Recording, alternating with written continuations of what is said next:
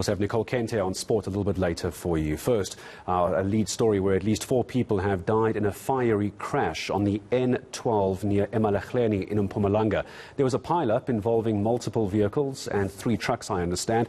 Let's bring you the latest we can. Moeti Musi from the Mpumalanga Community Safety and Security Department joining us. Moeti, hello to you. Good afternoon. I hope you're able to hear me. I'm looking at live visuals of the scene at the moment. What can you tell me? What have you been able to establish, Moeti?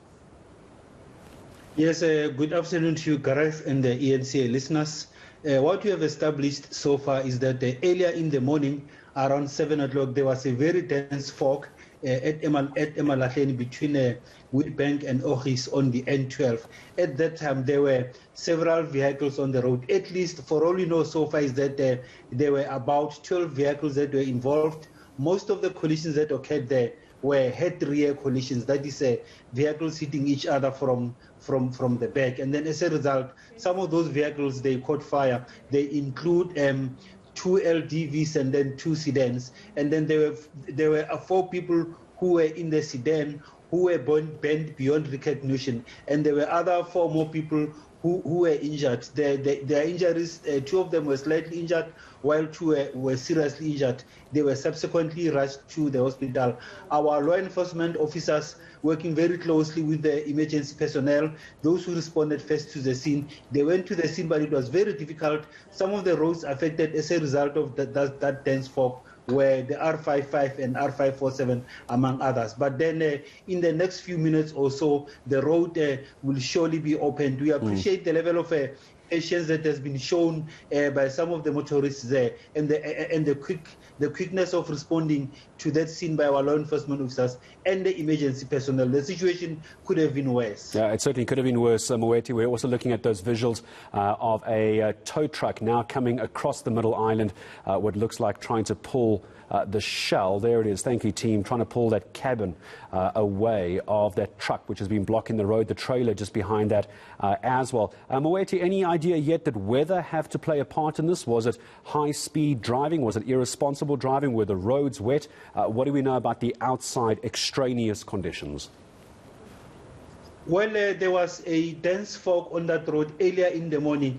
That obviously impacted visibility quite seriously. So under those conditions, we would naturally expect motorists to reduce their speed drastically, and to also put their headlamps on, which most of our motorists did, and to keep it very slow and try to maintain a safe following distance. So that also could have helped. But then this pile-up and rear collisions that you have seen shows that some of the motorists may have been a little bit impatient trying to rush through the dense fog in the morning. Yeah, it certainly always seems to be the story, doesn't it? As we now see another truck coming in towards the scene at the moment, the white tow truck to the left-hand side, standing over the middle ground between the 2 sets of highway at the moment. When we talk about investigations now going forward, do we know if anyone who was alive after the accident was able to give any statements about what might have happened, or is it a bit too early, Moeti? Well, the investigating team will include the crash investigating experts from the RTMC, as well as our safety engineering unit in the department and the police. Remember, there were at least 12 vehicles involved. Not all motorists died as a result of this. So some of those drivers, they are going to form part of the investigations. They will be interviewed, and our police and the RTMC and our safety engineering unit will be speaking to some of the eyewitnesses at the scene. But the investigation into this has already commenced as we speak. And when we now talk about the situation on the road, still blocked at the moment, tow trucks trying to get the carnage out the way, how long do you think the road is still going to be closed? I'm only asking for those who may be heading out along the N12 towards Emalahleni. What's their warning at the moment? Even though the accident is being cleared, how long do you think the wait is going to be?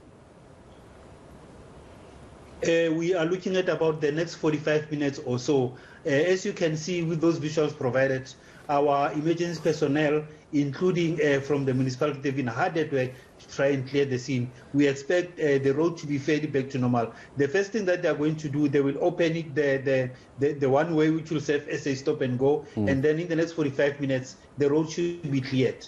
Oh, it looks like they're getting ready to do that right now. Moeti, thank you very much. I know it's still early on trying to understand what happened, but I appreciate your time. Moeti and Musi from the Mpumalanga Community Safety and Security Department. You can see that tow truck now about to pull the main cabin of one of the trucks out of the way. There it is to the left-hand side. Our team on the scene still keeping an eye on that. You still have to get that trailer, what looks probably about 50 meters behind.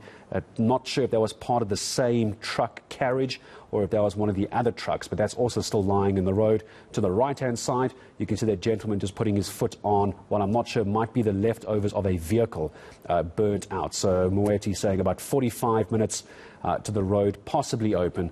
But if you are in the area on the N12 or traveling on the N12 today at all, or you've got plans to near Emalahleni, you might expect some delays. We'll check in again with the team a little bit later.